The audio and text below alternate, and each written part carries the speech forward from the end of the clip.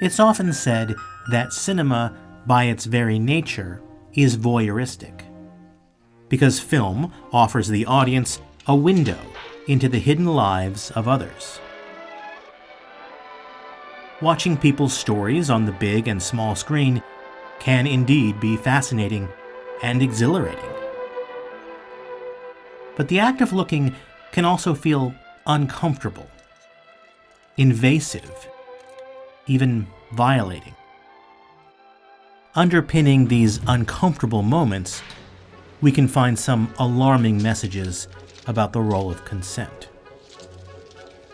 To explain, let's start here, in the normal bedroom of a normal boy doing normal boy stuff. Normal stuff like spying on the girl next door. Popular culture is filled with scenes like this one. Scenes in which one character, usually a man, spies on another character, usually a woman, without that person's knowledge or consent. To be clear, we're talking about secret surveillance of a person while they're alone, in various states of undress, or engaged in sexual activity. This is invasive looking that violates a person's reasonable expectation of privacy. In a staggering number of movies and TV shows, this type of spying isn't done by the villain. It is instead perpetrated by nice guy characters. Slow down, baby. These are straight men who are otherwise presented as decent, or at the very least, mostly harmless. Hey! Hey! This media pattern is so pervasive, I thought it needed a name. He's a peeping Tom. So I call it the Harmless Peeping Tom. You know, it occurs to me that you can see right into Donna's house from my driveway. You don't say. All of the boys on that 70s show, for instance, casually participate in spying behavior. No, Annette! Not the robe! Quick, somebody yell pillow fight in a girl voice. But the character of Fez is the quintessential example of a harmless peeping Tom. Oh my God, Fez! Nice hunkers! Get out of here! Fez? There's a years-long running gag about how he's always spying on women, often hiding in their bedroom closets. Oh my God, did you see anything? Not much. You should really think about a nightlight. And yet this pattern of intrusive behavior is just considered a minor nuisance on the show. Ouch. You okay? With this, you can see through a lady's clothes. Okay, Jackie, prepare to be ogled. Fez even ends up in a romantic relationship with one of the women he spied on over 8 seasons of primetime television. Scenes in which boys secretly spy on girls were a staple of so-called teen sex comedies in the late 1970s and early 80s. But the media pattern didn't begin or end with Animal House, Porky's, or Revenge of the Nerds. Alfred Hitchcock was famously obsessed with voyeurism, and included peeping scenes in several of his most notable films. Since then, we've seen harmless peeping Toms pop up in practically every genre, from action movies to horror films, from romantic dramas to science fiction adventures. And it's not uncommon for video games to present players with interactive peeping opportunities. Hey, look at this. Come here. There's a naked woman across the street. Where? Second floor from the top. See the window on the left? The trope has also been a mainstay on TV sitcoms, Oh my God, that's Rachel naked. usually as a one-off gag in a handful of episodes. Would you have opened the door if you knew it was me? Not since I found out the teddy bear you gave me had a webcam in it. While we may typically think of peeping Toms as a stranger hiding in the bushes, spying can take many different forms. Did I miss anything? Oh my God. Oh, thank you, God, for this wonderful, wonderful day. Occasionally, spying is presented as part of a man's job. like a cop on a stakeout. Oh, wow. Oh, yeah. But in many of those scenarios, the harmless peeping Tom trope still applies. To protect and to serve. I love my job so much. In espionage-themed media, the guy might have access to high-tech spying gadgets. 9 different enhanced vision modes. Every little boy's dream. The penetrator mode.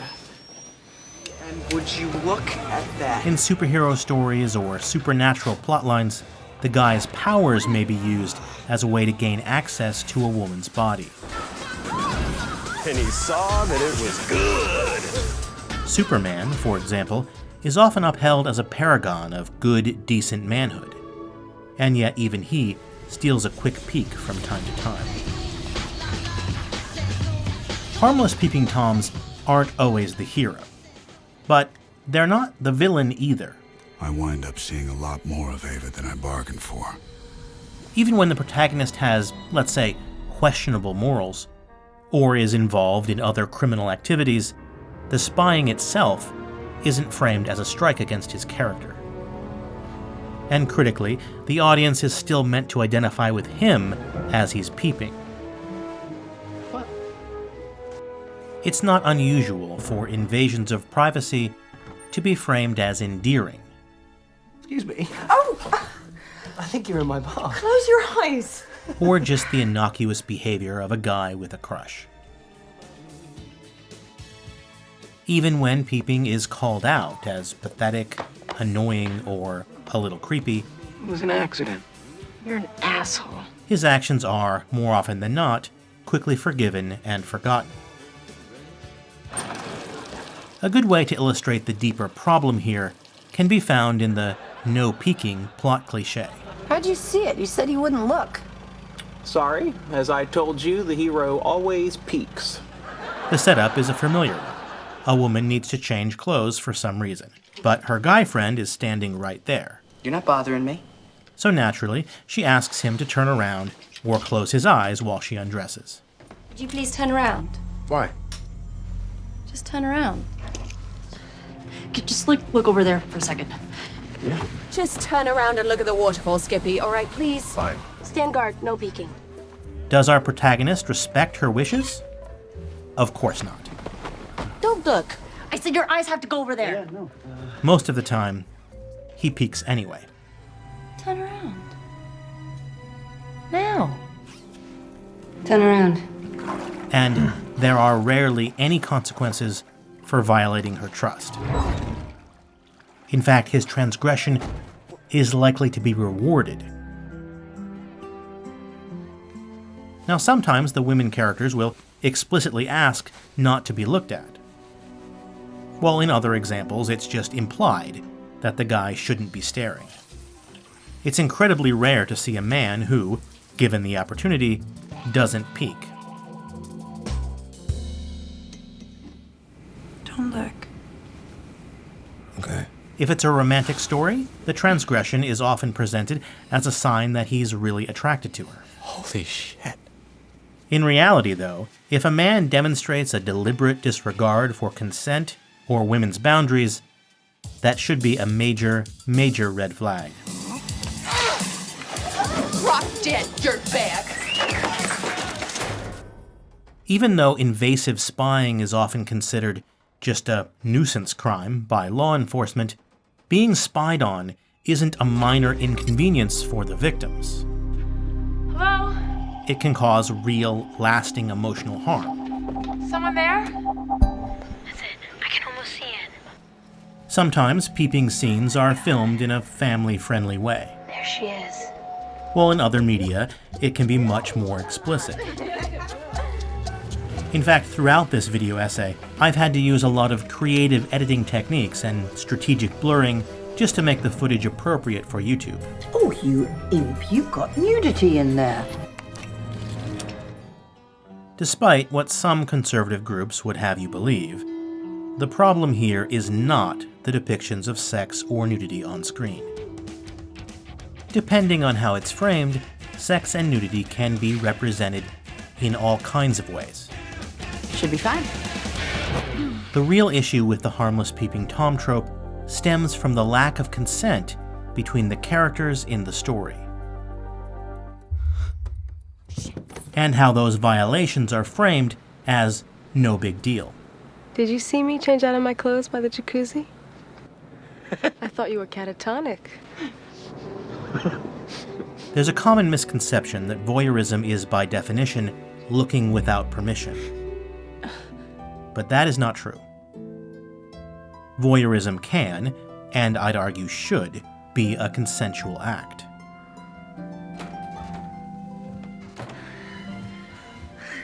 It is, of course, possible to film scenes, even voyeuristic ones, where characters look at each other in consensual ways. Steve? But cinematic depictions of consensual gazing are not anywhere near as prevalent as scenes where permission has not been granted. Up until this point, we've been discussing the perspective of the characters on screen. But there's another critical perspective we haven't yet considered. And that is the perspective of the camera. Let's return for a moment to that normal boy's bedroom from earlier. Although, it's not a normal bedroom, is it? It's really a movie set. And that's not really a normal boy either. That's an actor, working from a script. In fact, everything we see here is a deliberate choice by the filmmakers. The woman is being put on display by the director, who is careful to position her body so the protagonist can get a good look. But these shots are also designed so the audience gets to peek along with him. Mr. Bishop, do you mind if I take a look? Carl. This then makes the viewer complicit. We are made to vicariously participate in the act of non-consensual looking. Really, 007? This is true, incidentally, even when the character doing the peeping is clearly meant to be a creep.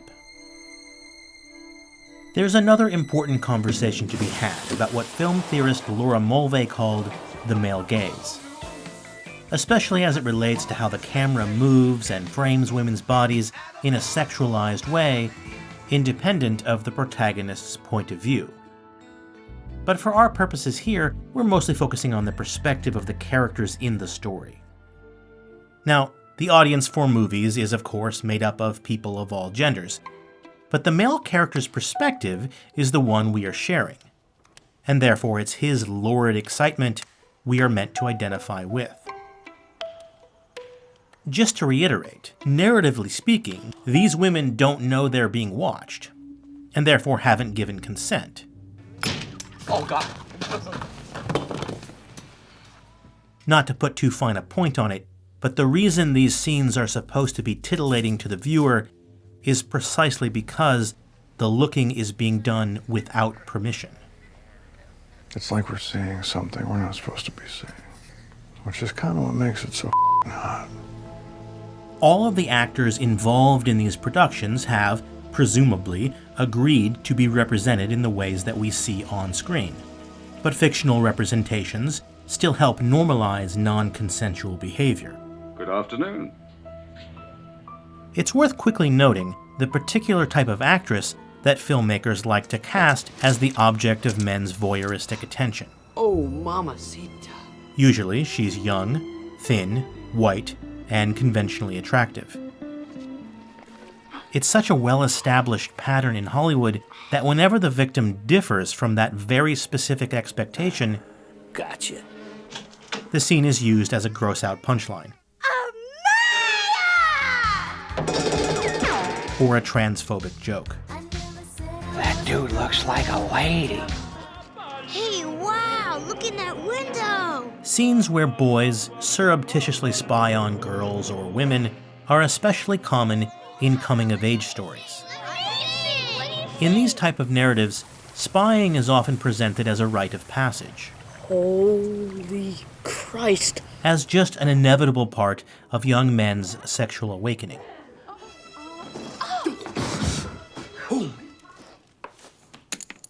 The boys may be initially presented as shy, awkward, or cowardly where women are concerned. And it's through their peeping behavior that they're able to gain self-confidence. According to the visual language of cinema, spying on girls is a formative experience for boys. So much so that it takes on an almost spiritual significance. In this way, the transition from boyhood into manhood is built on the violation of women's bodies. She was really deep in thought because she left herself unguarded a few times. And I got to see halfway up her thighs that led to the golden palace of the Himalayas. Sometimes the boys are presented as melancholy loners. But in other scenarios, peeping is framed as a social activity. Her hands are moving down. I gotta see this.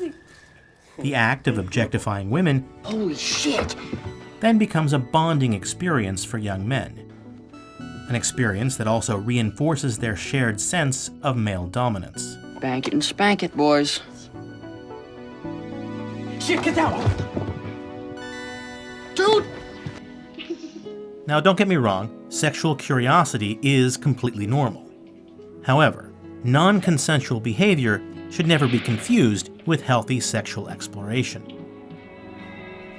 The default should always be an expectation of privacy. Dude, I'm changing. Sorry. In John Berger's 1972 TV series, Ways of Seeing, he observes that the act of looking isn't passive, it's active. Men dream of women. Women dream of themselves being dreamt of. Men look at women. Women watch themselves being looked at. I don't want to deny the crucial part that seeing plays in sexuality, but there's a great difference between being seen as oneself naked or seeing another in that way and a body being put on display. Now, Berger was talking about society as reflected in European oil paintings, but his observation could just as easily be applied to cinema. The male characters are active and fully dressed, while the women are passive and exposed, unprepared to be seen, and therefore framed as vulnerable. This sets up an automatic power dynamic wherein the man has the upper hand. The message these scenarios send to women and girls is that being spied on should be taken as a compliment. So you were watching me. But for how long? Just tonight? A week? 2 weeks since I moved in? Because men's sexual attention is always supposed to be flattering, regardless of whether or not those feelings are reciprocated. That's either the creepiest or the sweetest thing I've ever heard.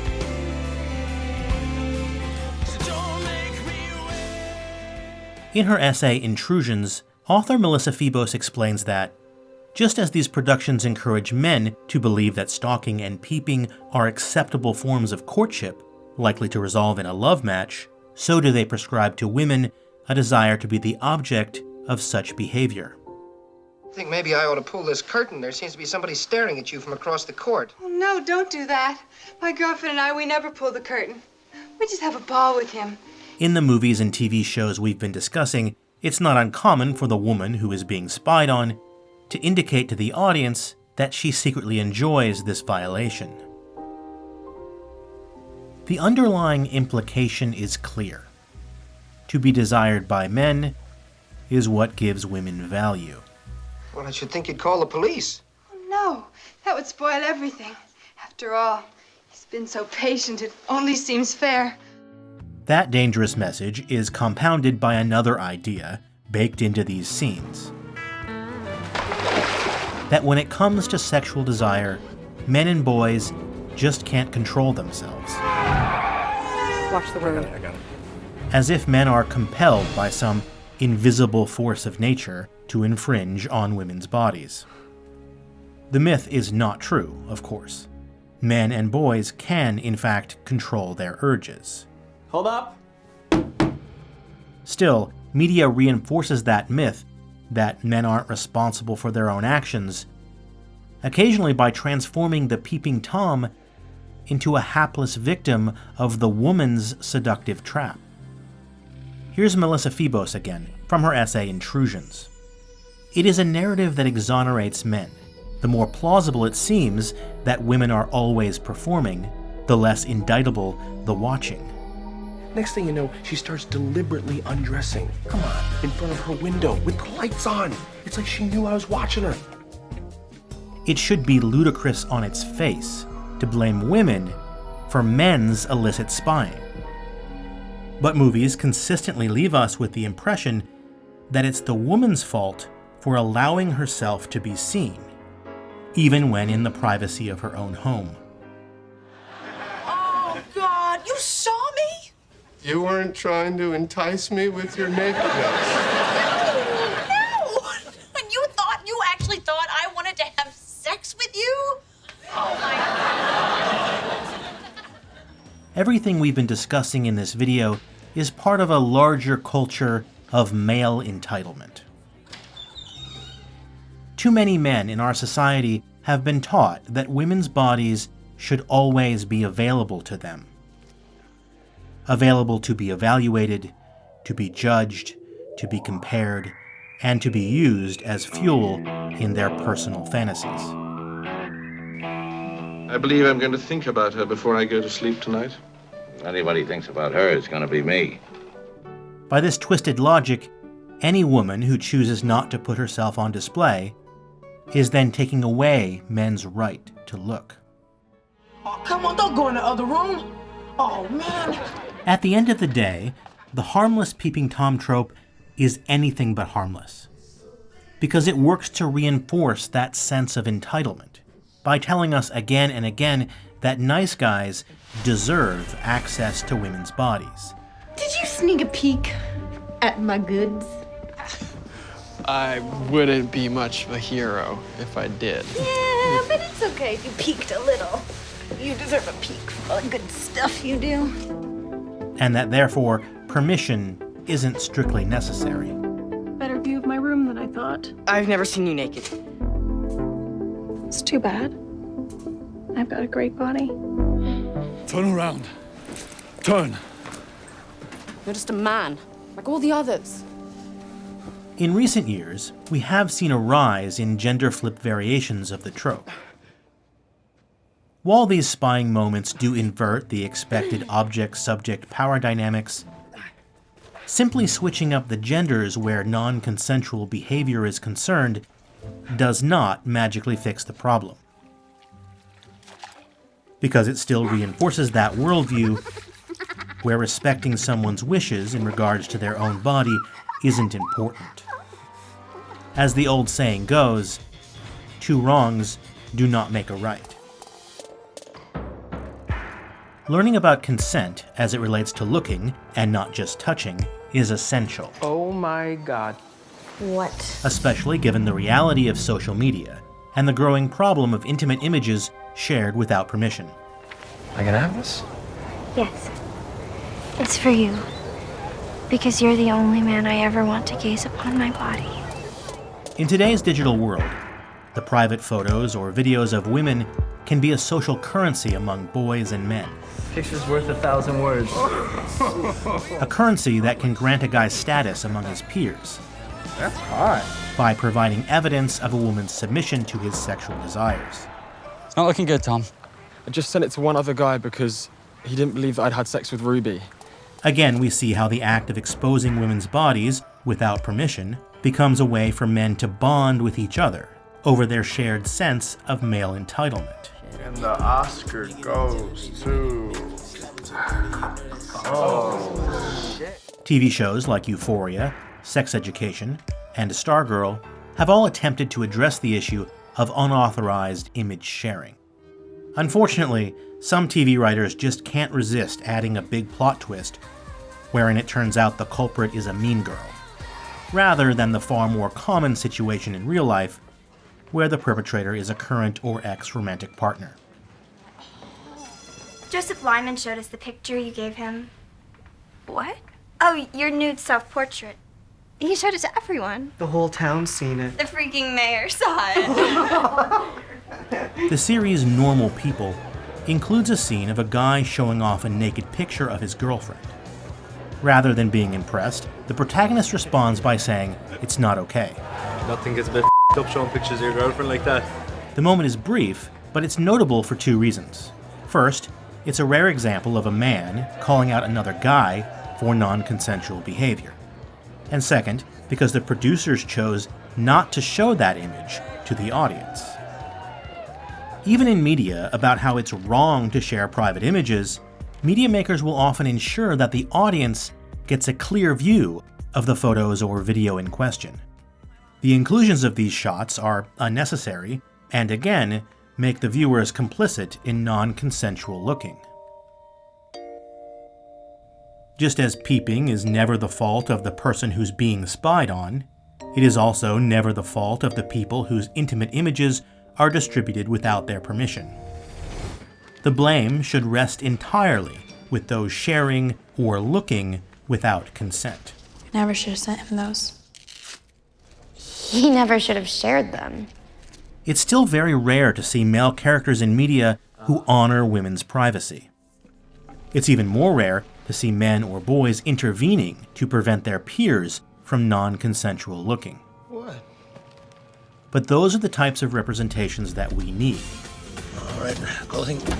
If we are to build a culture of affirmative and enthusiastic consent, it's critical to understand the ethics of looking. I hope you enjoyed that video. As you might imagine, these long-form video essays take an enormous amount of time to write, edit, and produce. So if you like this kind of media analysis, please consider going over to Patreon and helping to support this project there. I've also left a link to PayPal in the description below. There are no ads on any of this stuff, and there's no sponsorships either. Everything is 100% funded by viewers like you. Now, we've also got some other exciting news. We have recently started a podcast called Pop Culture Detective Audio Files, which is very similar to the video essays, only with more voices contributing to the analysis and in a slightly more casual format. You can listen and subscribe wherever you get your podcasts from, and I'll make sure to leave some links to that below as well if you're interested. Now, of course, we have other video essays in the works, so stay tuned for those. And sincerely, thank you all so much for continuing to support this channel. It means the world to me, and none of it would be possible without your support.